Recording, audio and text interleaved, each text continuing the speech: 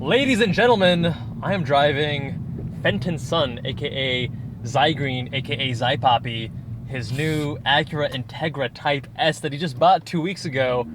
And Zydaddy, I remember you were talking to both me and Chris from the Topher channel, and we thought that you were getting an M2. We thought it was a done deal.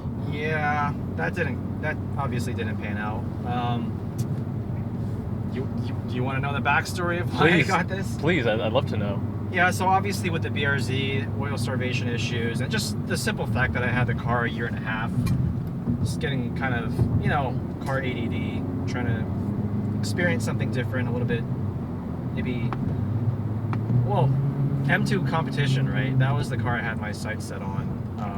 More power, a little bit more usable on a daily basis compared to the BRZ, a little bit more upscale. And the only hesitation I had with that car, and I didn't actually go look at any in person, although I have driven some before, is that you're paying like $55,000 minimum for a car that's 3 to 4 years old, German, likely out of warranty, and ultimately still not that practical.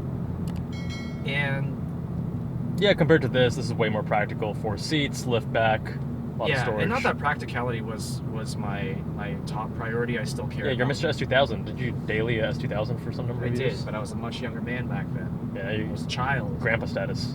Yeah.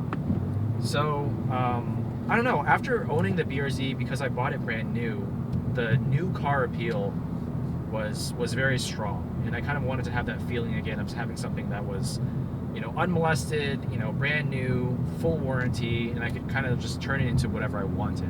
Got the warranty and everything to no worries. Yeah, and just like having like tech, like Android Auto and like driving assists. And so I put a deposit down on the Type S at MSRP. I also did that for the GR Corolla Circuit, which actually I have to call the guy right now and give it up because I'm not obviously buying that car. But between those two cars, I had driven the GR Corolla multiple times, and I'd driven the Civic Type R, which is basically the same as the Type S, and I knew the Type S was the better car in every way.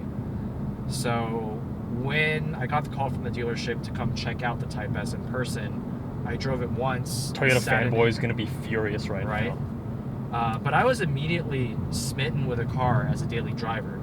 And today, 2 hours ago, was the first time I drove this car hard in the canyons, and I was really impressed with it in the canyons as well. Obviously not front engine rear-wheel drive, but... Well, that's what I want to talk about next, because you and I both love throttle-induced oversteer, and you and I both have a strong preference for front engine rear-wheel drive vehicles. Possibly even more so than MR, because they're so easy to just like get sideways and hold it for a longer period of time. And when you told me you're getting this, I was like, bruh, F, like what? That's not the Fenton son I know. And I guess, when I was driving this on the canyons earlier this morning, what makes sense is your use case, because now you're like 45 years old and you're getting older and more mature, so your priorities change, right? And as an old man with a dog and a girlfriend and everything, you can't live that S2000 life anymore. But more importantly, you need something that is comfortable to daily drive yet also be enjoyable. And I think that's the key, right? Because for me, that's the Mazda CX-50, which is far less enjoyable to drive, but also a bit more practical and also a lot cheaper. But that vehicle then allows me to have something stupid on the side, whether that's, GR6 is actually pretty practical, but if I wanted a Miata or an Ariel Atom or whatever other car, I can have that on the side. But for you, you need your daily, and for you want your daily to be fun. Yeah. So in that context, not just fun, it has to be my track car too. Oh yeah, and your track car too. And these cars are very capable on track. Yeah. And I'm guessing the reason why you chose this over the Type R, is it just comfort? Let me be very clear about this, because I've gotten many comments on my first Type S announcement video that, like, why the hell did you not get the Type R? You can't get the Type R for MSRP. Like, most of the ones I've seen are at least 10K over. Let's assume 10K over is a standard, right? At the time I was looking, that's what it was. 10K over MSRP for a Type R is 2 to 3K over MSRP for this. So MSRP this, or a car that's mechanically identical but worse in daily driving because of the suspension, sound deadening, sound system, like all that stuff. Yeah, not as luxurious with the leather and stuff too. So yeah, fair. And unfortunately, you're no longer going to be a BRZ boy. You're going to break my heart. Yeah, I do have to sell it because you only want to do 2 cars right now, no third. Yeah. What's the ownership experience like? Because right now you have both the BRZ and this.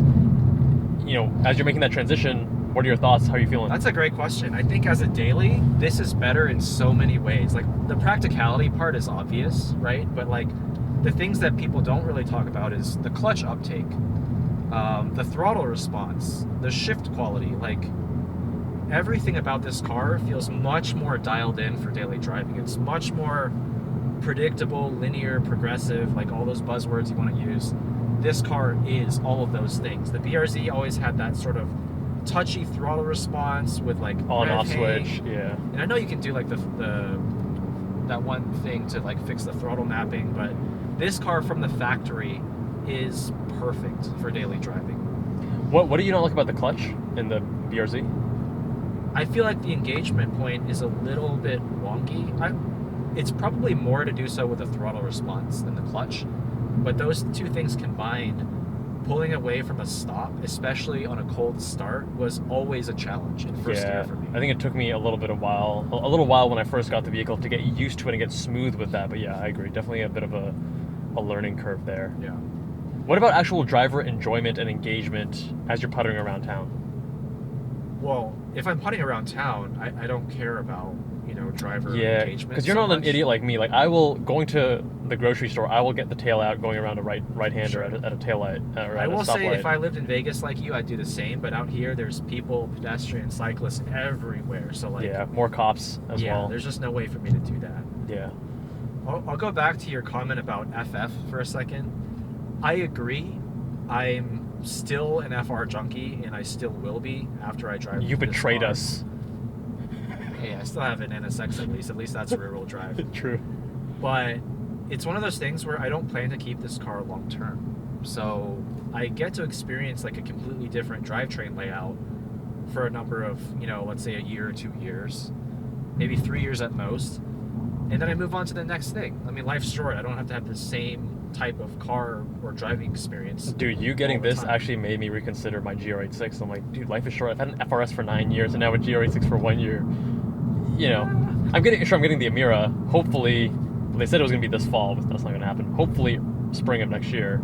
Yeah. But now I want something more extreme. I want to go the opposite direction of you because BRZ was your daily. Yeah. And you want something more comfortable. I'm like, hey, GR86 is my track toy. I want something more extreme. Yeah. So I'm looking at S2000s. I'm just keeping options open. S2000.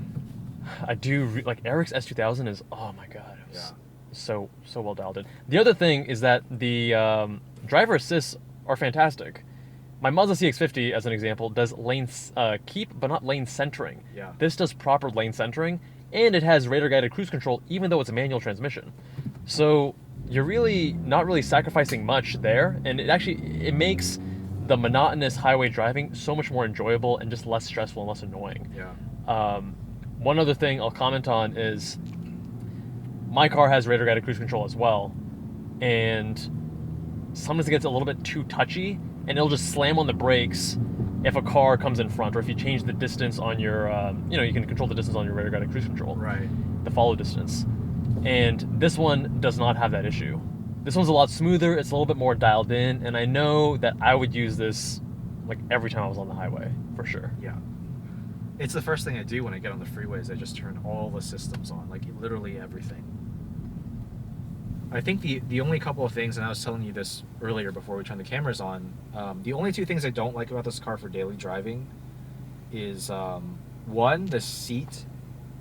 I guess for daily it's fine for most people, but for some reason I couldn't get the lumbar right, so I get like mild back pain. So for a more upscale, like luxurious seat, I'm kind of just surprised by that fact. These seats aren't as good as the Civic Type R. Another thing that's dope is you actually have the directions on your heads-up display, which I feel like most people watching this video will be like, guys, that came out 10 years ago. Right. But you and I used to, sign FRS and Yeah. older enthusiast cars like, ooh, Android Auto, what? Tech is nice, man. Tech is definitely appreciated. Also, like, if you buy, like, say, a BMW, M car or something, like, everything's an option. This just comes with everything as standard.